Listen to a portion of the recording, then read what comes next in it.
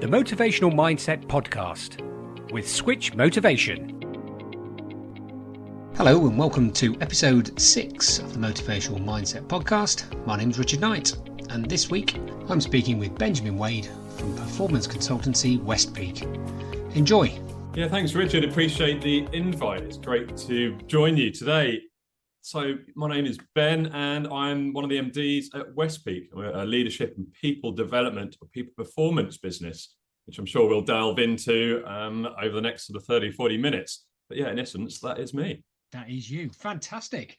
Thank you ever so much for being on. I know you guys are busy, relatively new organisation. And again, we'll talk about that in a moment, but seems to be zooming along at 100 miles an hour. Motivation, performance, really key things that people are starting to realise make a massive difference to the outcomes from a business and a personal point of view. So the first things first, and it is a motivational mindset podcast, motivation. What does it mean to you? How do you describe what it is? Yeah, brilliant question. And I think there's so many different perspectives on this. For me, there's two fundamentals to it, which again, we can delve into and I'm excited to. But motivation for me is that what gets you out of bed, what sets you up for success and gives you that boost. Why do you do what you're going to do? And then the second half is that dedication and commitment.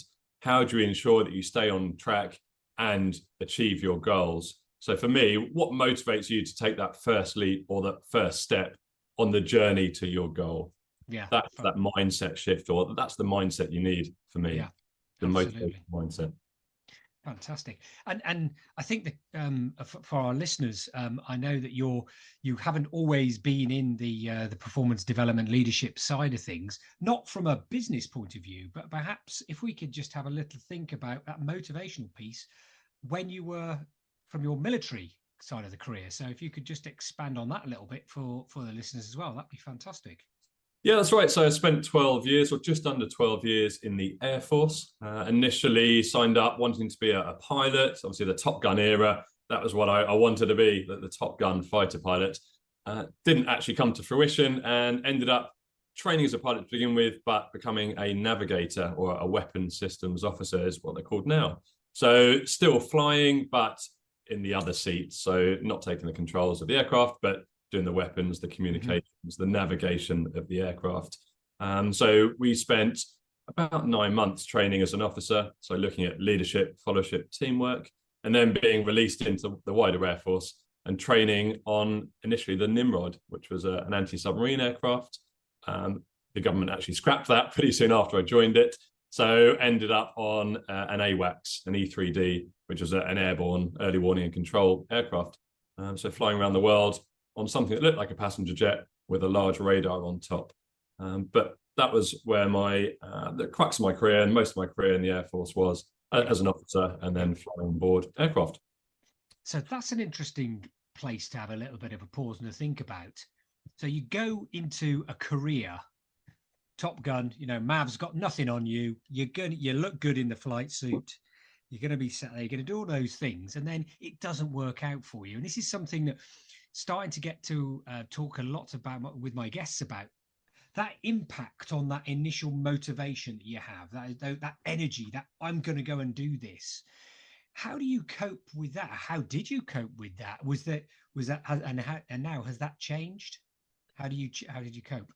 Yeah, and I think that happened quite a few times throughout my career. So that was almost the last big impact. The first one was when you join up, you've got those images of Top Gun, but you have to get through your basic training first, which is very different from the high life on board the aircraft. So you have to go through the basic training, which is being motivated to be woken up at sort of 3, 4, 5 in the morning to have your kit inspected or your room inspected. Things like making your bed the night before and then sleeping on the floor so that you don't mess up the bed. You have to be pretty motivated to endure that. Yeah. Inevitably, you never pass the inspections as well. It's that mindset they're trying to instill in you that you have to do the small things. You have to do it right and consistently, even when no one's looking. Yeah. So you're not then a liability. So the motivational mindset is actually key when it comes to passing your initial training, because they want to instill that mindset when it comes to life or death situations or on the battlefield, that you're not going to be a liability and you've done those small things, you've done them consistently and to the best of your ability. Mm-hmm. And for me, that ties into that motivation or that mindset. And even more importantly, the dedication and consistency of doing it right when no one's looking, to allow you to be creative and dynamic and be an effective leader and follower later on in life. So yeah, I think that is key.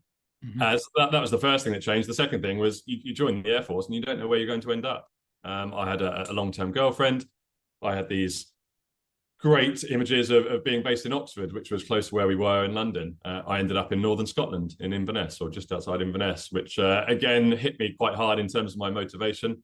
But I wanted to fly, so I went with it, and we just made it work. Mm-hmm. A lot of these things hit you in life, and you just have to roll with them. That's that motivational mindset, isn't it? To be able to react and see the best in it. Yeah. I could have seen the worst and hated every second of it, but I couldn't change it. So what could I get out of that situation? And then the final one was leaving. But yeah, I think we can dig into that in I was more going to detail. say, yeah, just to pause momentarily around that. It's that sphere of influence piece, isn't it?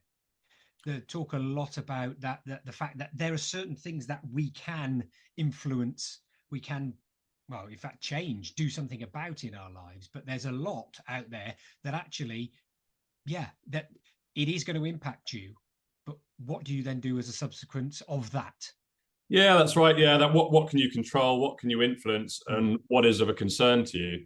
And the more we can get rid of those things that don't really concern us and that we can't influence, and the more we can take control of, the better. So we're not distracted. There's things there that actually we just need to get on with it. Yeah, we can't make a difference to the outcome. So let's try and focus on what we can control and take the best out of every situation, or at least that's the mindset that I try and look at as well. So that sounds like that may have been something that you were thinking about, well, consciously or subconsciously, when you changed from that sitting in the one seat with the joystick versus sitting in the one next to it piece. So would that be fair to say? I don't know, how did that come? Yeah, the way I looked at that was that ultimately I wanted to fly. So whether that was up the front with a control stick, in the other seat being the navigator, or down the back, ultimately the flying was what was key for me and what was exciting about a potential job in the Air Force. Yeah. So once I got over the fact that I wasn't going to be the pilot, which sounded great, the photos would probably look good, but actually the flying for me was what was exciting and what I was going to get from a career in the Air Force. I was still an officer. We were still going to the same places and doing the same things. It's just the title was slightly different. So for me, yeah, that motivation was to fly, regardless of the position or the seat on board that I had. Yeah, absolutely. The view out of the window still looked the same. True, and when there's turbulence, you're still going to feel it. Exactly. Where you sat.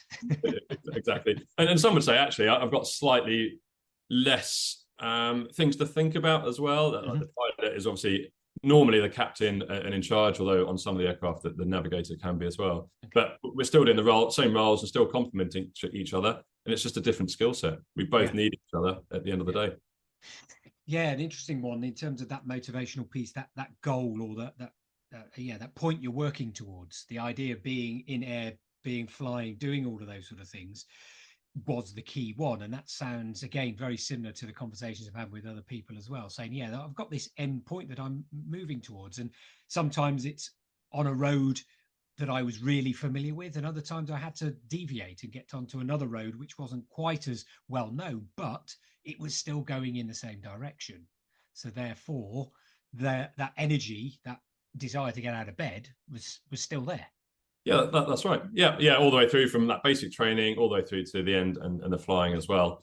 And I think my motivational aspect or outlook that I've taken all the way through probably stems from the basic training, to be honest. And it's something that we implore and teach on our leadership courses as well, doing those basics, but helping each other out, understanding what motivates each other.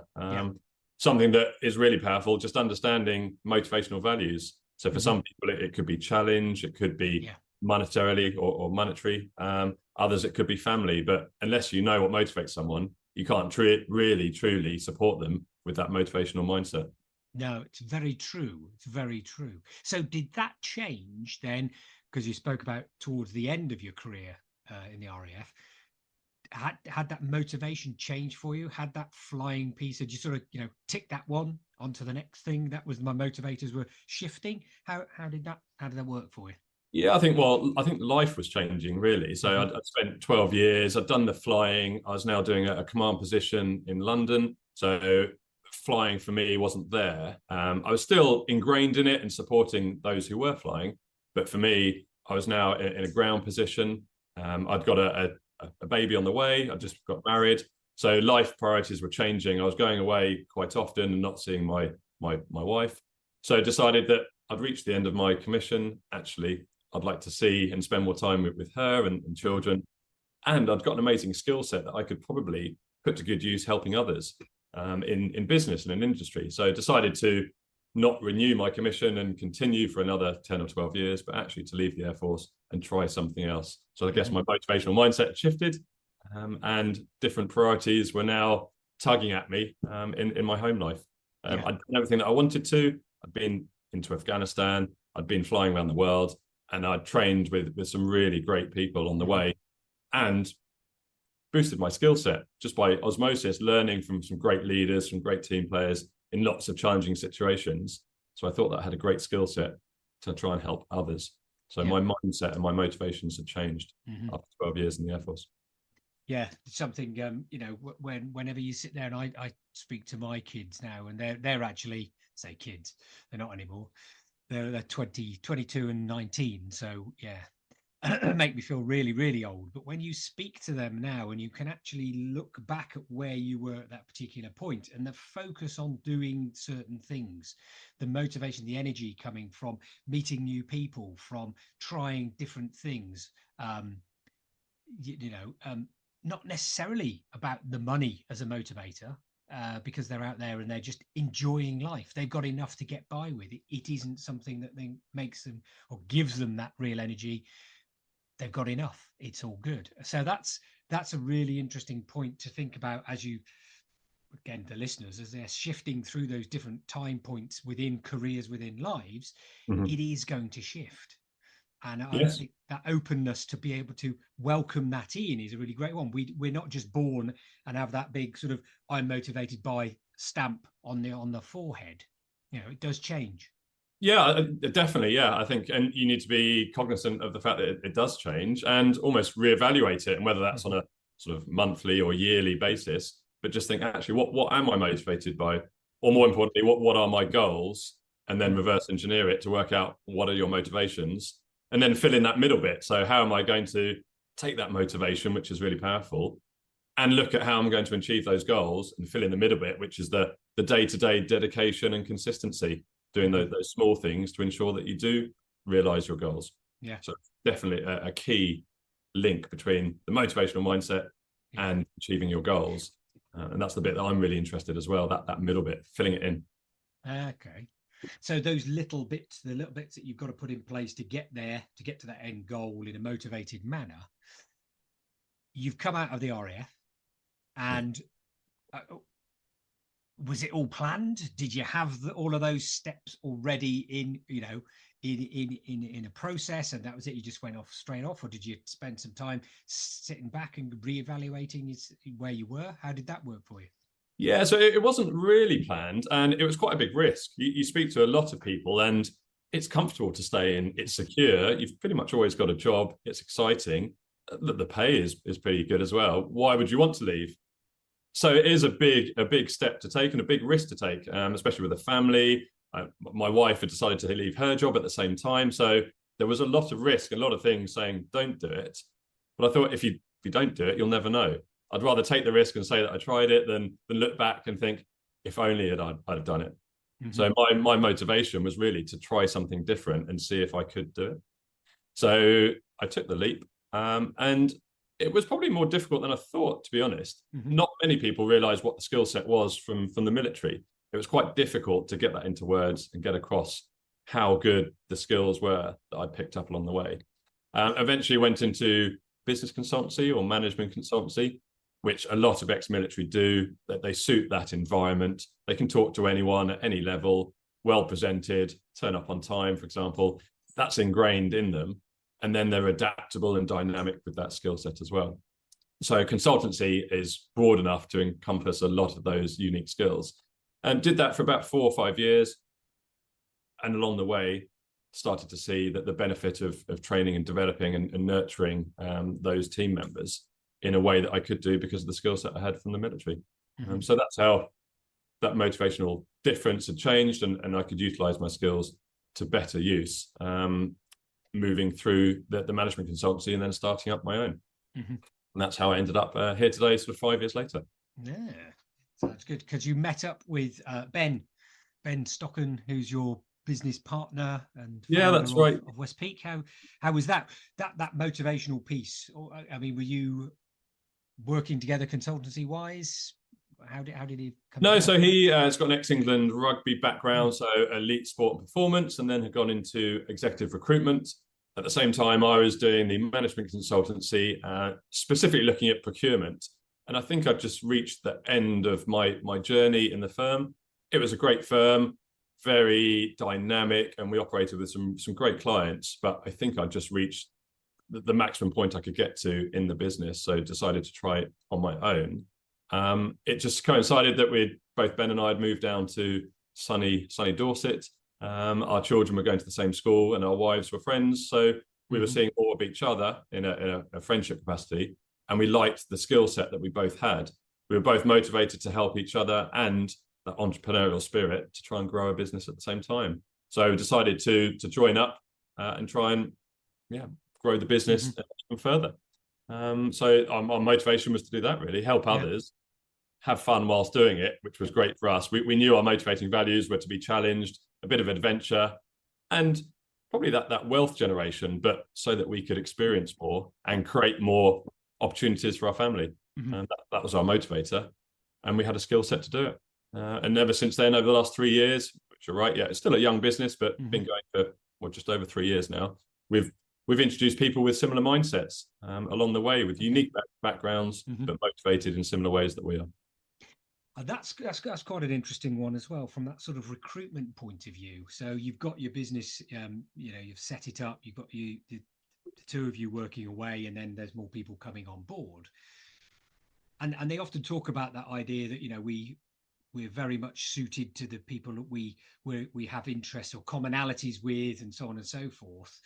But that doesn't often really help the performance of an organization or a team, because if you get too many people who are like-minded, they haven't got that ability to push into other areas or actually challenge yourselves. So how did you go about that recruitment piece? Because that's a really interesting one from that motivational point of view as well.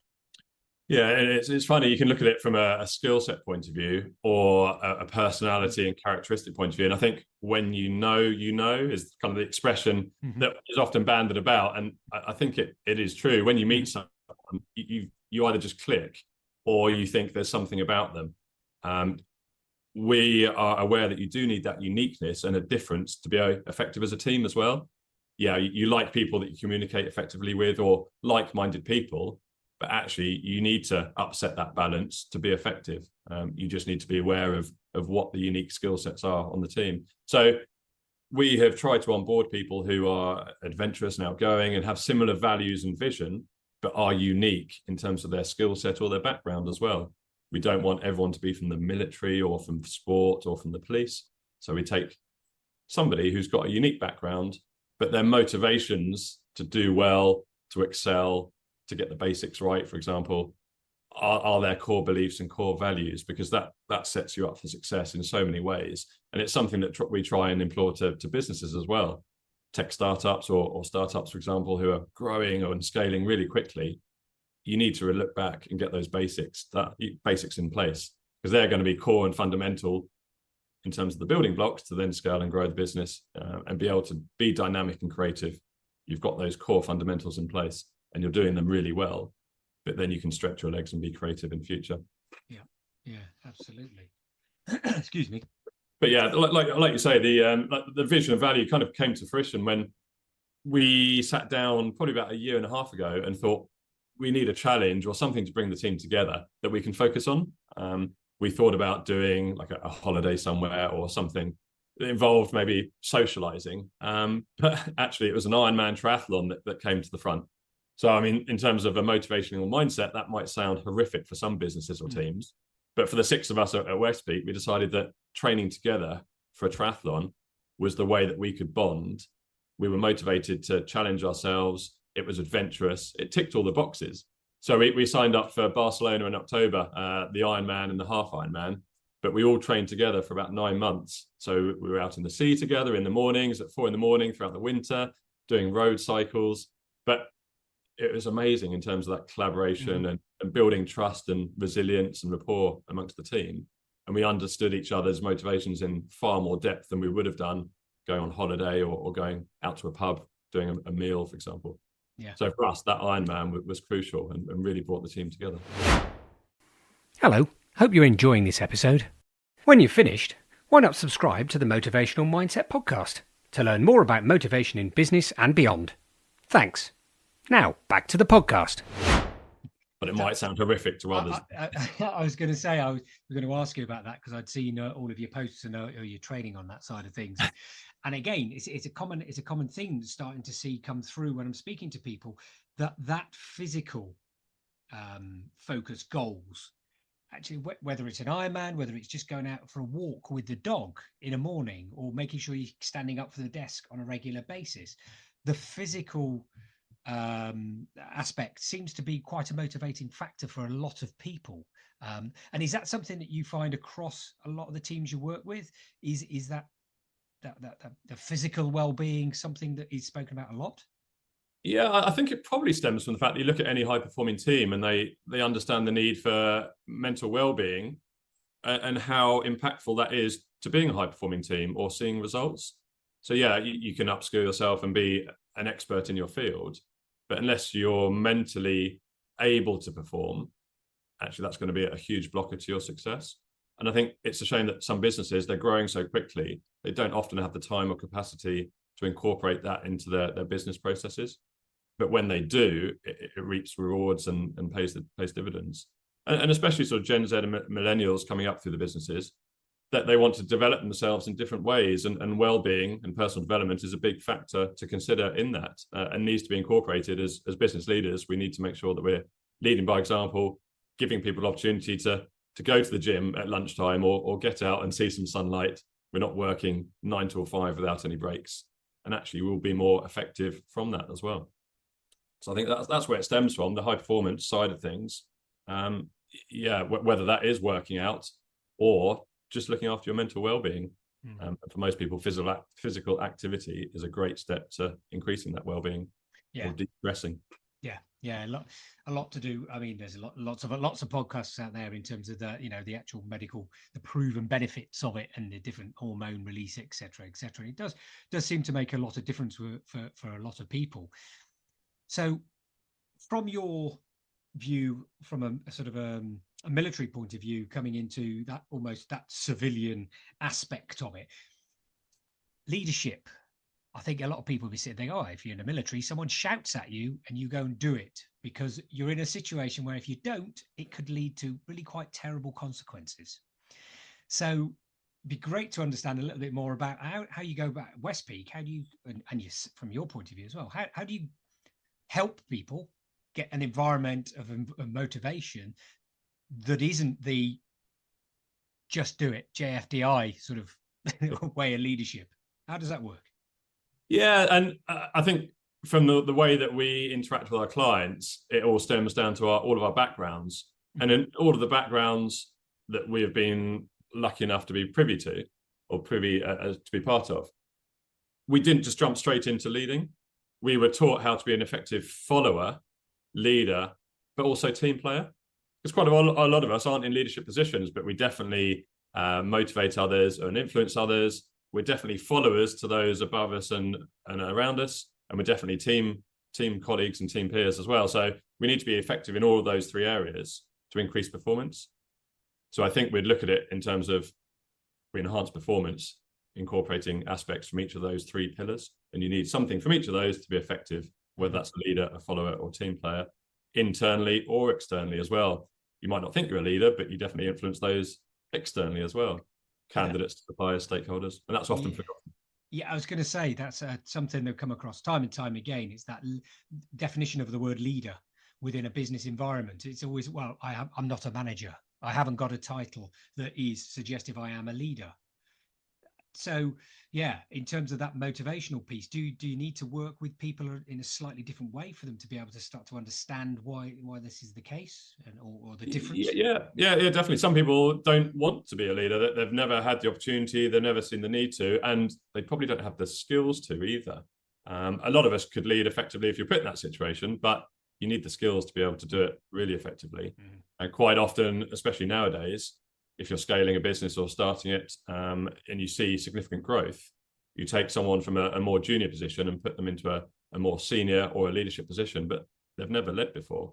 They're great at that job or an expert in that role, and then you put them into a leadership role, and you're almost setting them up for failure, not success. You don't give them the time needed to develop themselves. You don't upskill them, but you expect them to reach these new higher targets and lead a team of people as well. And not many people have been in that position before. And it's a shame, really, which is where we come in. But it's a shame that some businesses approach it like that. The Air Force, you spend your 9 years training to be effective leader before you're released into a team. Whereas in business, it almost seems to be the other way around. You'll spend your time sort of 5-6 years in a business. And once you get to that senior leadership position, you're then given the tools, techniques, and skills to lead. But you've spent 5 years just giving it a go. It's very, very true, isn't it? Yeah, absolutely. You know, you're expected to be able to do stuff. I had very similar experiences myself as from the pharmaceutical industry, you know, stepping up to that management position, thinking that's what I need to do. And also, I think from a motivational point of view, it's often the only way to progress in a lot of organizations is that hierarchical nature. No, this is where you go next. There are no options. This is what you do. You go from sales rep to manager to second line manager to, you know, senior leadership. That's what you do.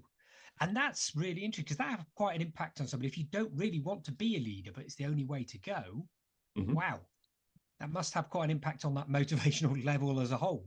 Yeah, well, very demotivating, yeah, especially if you don't want to go that route. Or you've got a skill set which should take you on a different route, but no one's ever asked you what your skills are or taken the time to identify them.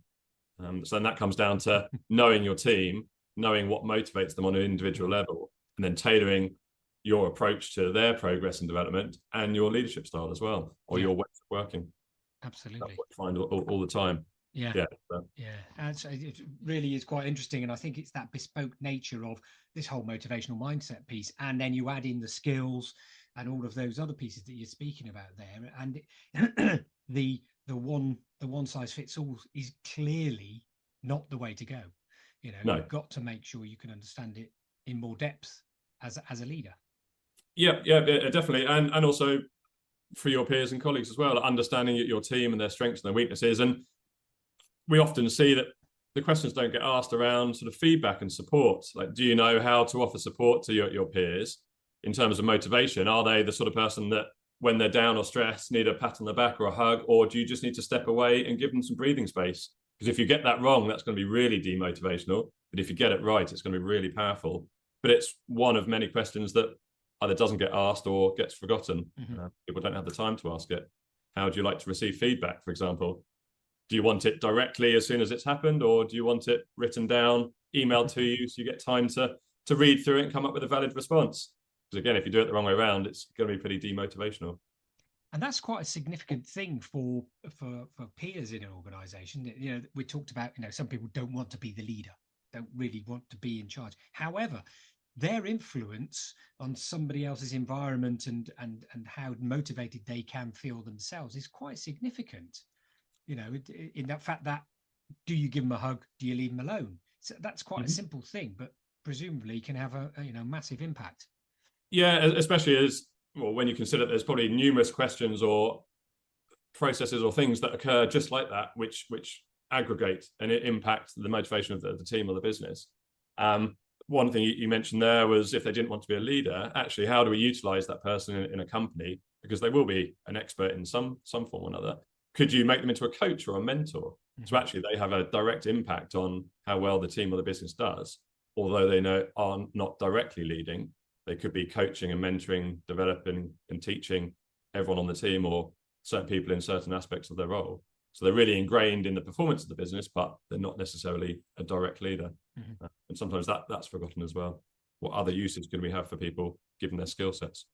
Absolutely. And almost around those sort of the labels as when you were, when you're a kid. And again, I had a great chat with Sally Earnshaw, she calls herself the chief oompher. And we spoke quite a lot about education as well. And the fact that people are going into a work environment expecting it to be a certain way. You go in at this level and you work your way up. Now, I certainly had that when I started going into, I went to university, not really sure why. I had a great time, not really sure why. And then I went and did something else, did some teaching. I thought, not really my cup of tea. Don't know why I really wanted to do it, but I thought that's the sort of thing I should have done. Whereas now I might look at it in a different way. From your point of view, that sort of leadership side and the performance piece, is that changing from, the apprenticeships we're seeing coming through more so? Is that having an impact in organizations' performance? I think we're seeing more people know what they want to achieve. So they're more in touch with their goals or their personal development. So whereas before it might have been down to a line leader or a manager to say, this is the hierarchy, this is the process that you will follow. Eventually you'll make it to MD, for example. Whereas now we're seeing people come into a business and they've already set out where they want to go, what they want to achieve, and by what time. And as a leader, you need to be open to the fact that people will probably come and tell you what they want to do rather than you go to them and tell them what they'll be doing, if that makes sense. It's less directive. So it's more of a partnership, but that's great because then you can start talking about succession planning and it's not a taboo topic and it doesn't cause conflict. It's something great to chat about how you're going to develop somebody to eventually take over your role. Ultimately, you're hiring people who are better than you and experts because you want them, in most cases, to take over your position when the time is right. Otherwise, as a business, you just plateau. So I think that's probably one of the biggest shifts that we're seeing. People are more in touch with their own personal development plans, what they are striving for, and what their end goals are. Which is fantastic in terms of being able to ensure that they're doing something that gives them that energy, gets them out of bed in the morning. So that sort of loop is closing. It's a closed loop, isn't it? Really, just making sure that people have that understanding, that goal around where actually you want to get to. So it's interesting to hear that a lot more people are more comfortable with where they want to get to now, because again, I think a lot of people are just not there. No, but I think from your perspective and the point of the podcast, I guess, is what happens when you veer off the track or it doesn't quite go right or you don't achieve that goal. What do you do? Because that directly comes back to either that motivational mindset or what didn't you have in place that didn't set you up for success. What were you doing or what could you have tweaked to ensure you met those goals? But if you can't achieve them, you have to reevaluate them and find something that you can achieve. I've got an example, just being sort of open and honest. So day one, the Ironman training, I also got told that I had diabetes. So no history of it, nothing in the family. Literally just one day, I lost a lot of weight. I thought it was the training because I'd been training a little bit beforehand, but we hadn't actually signed up for the Ironman. But the day we signed up, got rushed into hospital, and 24 hours later, type 1 diabetic. So that was a massive kick for me in terms of my training. I wanted to go into the training for the Ironman and complete the Ironman in a pretty decent time. I was quite competitive, wanted to beat Ben. And now suddenly I didn't even know whether I could still do it, whether I was going to be able to finish, let alone do it in a good time. So for me, my mindset shifted totally. I still had to be motivated, but I had to be realistic that I might not be able to finish it. So what could I do just to get to that finish line? How can I manage it?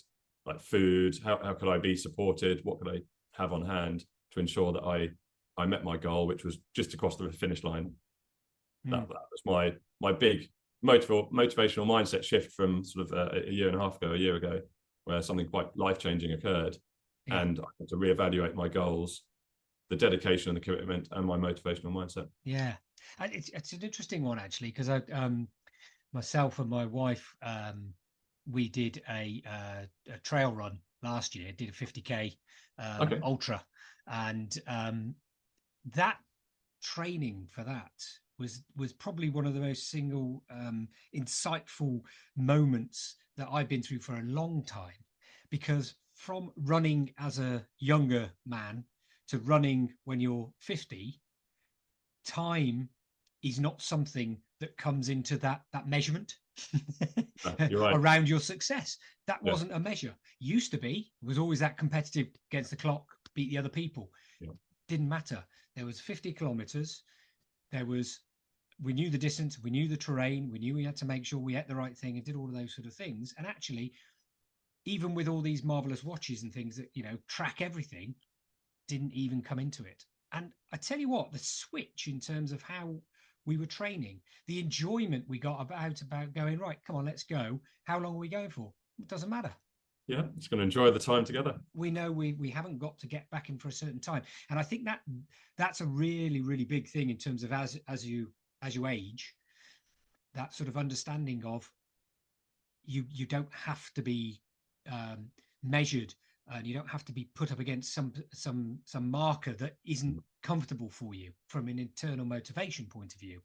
So I think that from a business point of view is quite interesting, because historically all of those markers were you'll hit this target, you'll hit that target, you'll do this, a list of arbitrary tick boxes. Yes. You look at and you go, what? Yeah. I don't care.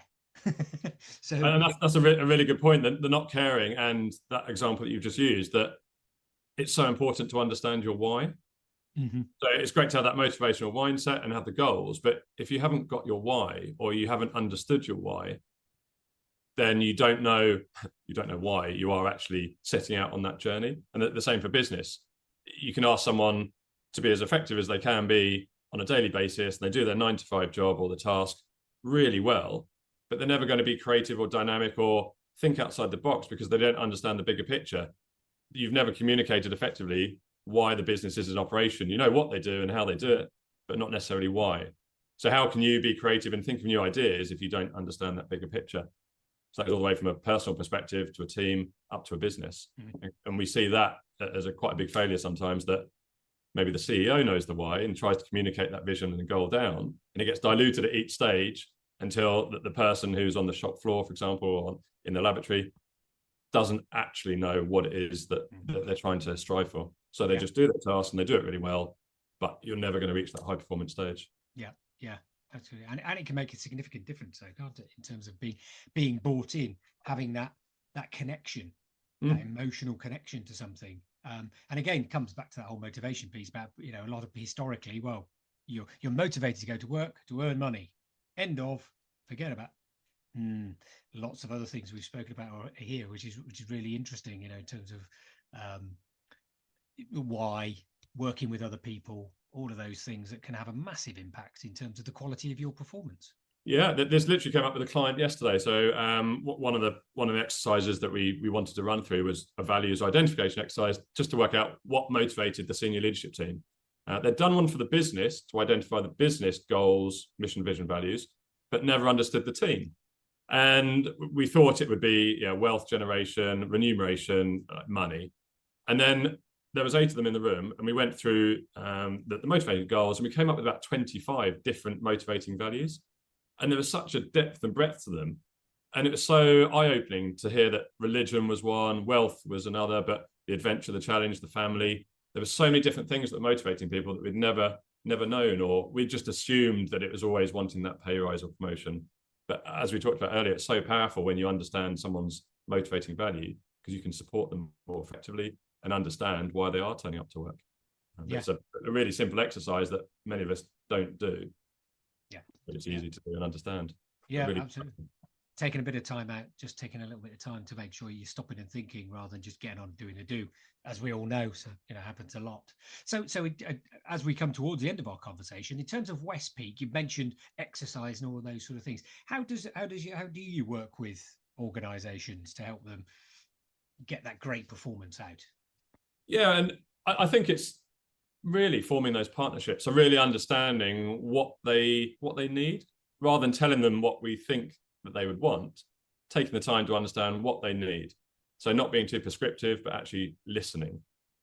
We take all the best bits from each of our individual areas, whether that's the police, the sport, the military, business, and we're agnostic in terms of the sector as well. So we don't concentrate just on law firms, professional services, for example. What might work for a law firm, we might have got from hospitality. So we can take the best bits and potentially the worst bits and make sure they don't do those. So we collect all of those together.